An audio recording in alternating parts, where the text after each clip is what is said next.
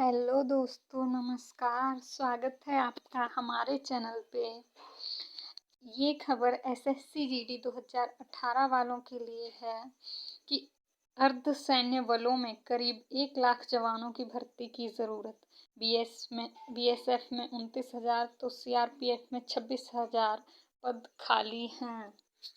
ये बात तो हमें बहुत पहले से पता है, ठीक है। और माननीय गृह मंत्री नित्यानंद राय जी ने संसद में बोला है। वैसे भी बहुत बार आंकड़े दिए जा चुके हैं, न्यूज़ लगातार आती रहती है, ऑफिशियल आंकड़ा आता रहता है, लेकिन हमारे लिए जो ना तो हमारी बात सुनी जा रही है, हमें न्याय नहीं दिया जा रहा है। और जो नेक्स्ट वैकेंसी निकाली है वो भी 25,000 पे निकाली है कि समझ में नहीं आ रहा है सरकार चाहती क्या है। कुछ भी नहीं कर रही, ना तो हमें न्याय दे रही है, ना आने वाले बच्चों के लिए कुछ अच्छा कर रही है। अर्धसैन्य बलों में अतिरिक्त बटालियन और मुख्यालय आदि मांग के मद्देनजर करीब 1 लाख जवानों की भर्ती की जरूरत महसूस की जा रही है। 1 लाख जवानों की भर्ती की जरूरत महसूस की जा रही है। और तब वैकेंसी कितनी निकाली जा रही है? 25,000 और 55,000 सिर्फ मेडिकली फिट नहीं है। वो तो हम सबको तो पता ही है, लेकिन उनके लिए मैं बताऊं जो बड़ी बड़ी पोस्ट पे बैठे हैं, जिनको पता नहीं है, शायद ये देख लेते होंगे कि हम मेडिकली फिट हैं। उनके लिए कहना चाहूँगी कि हमने रिटन एग्ज़ाम भी पास किया है, 3 मेरिट क्वालिफाई किए हैं, और फिजिकल पास किया है, मेडिकल पास किया है, डीवी पास किया है, ठीक है। सबसे लास्ट में मेडिकल पास किया है। इस वजह से जो फाइनल एग्जाम टेस्ट था ना मेडिकल का, वो पास किया है, इसलिए मेडिकल फिट बोल रहे हैं हम।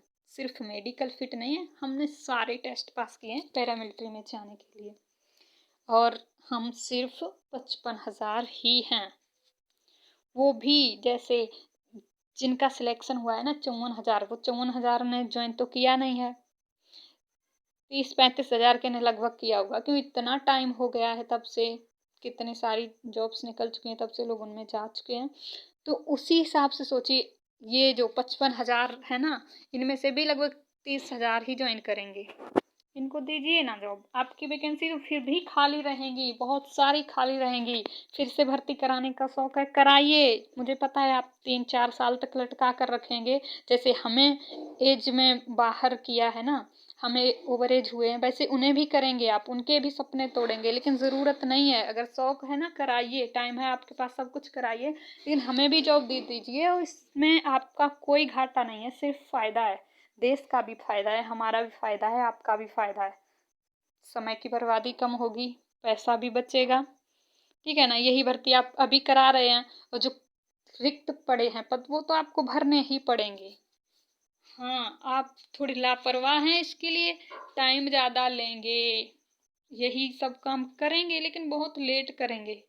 हम लोगों के भविष्य के साथ खिलवाड़ करेंगे, देश की शांति और सुरक्षा के साथ खिलवाड़ करेंगे।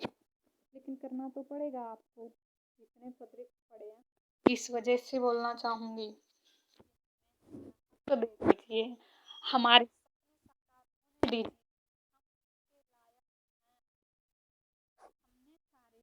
पास किए हैं इसलिए मांग रहे हैं। हाँ, फाइनल मेरिट हमें बाहर किया गया है, ये बात हम मान लेते, ठीक है ना, मान लेते।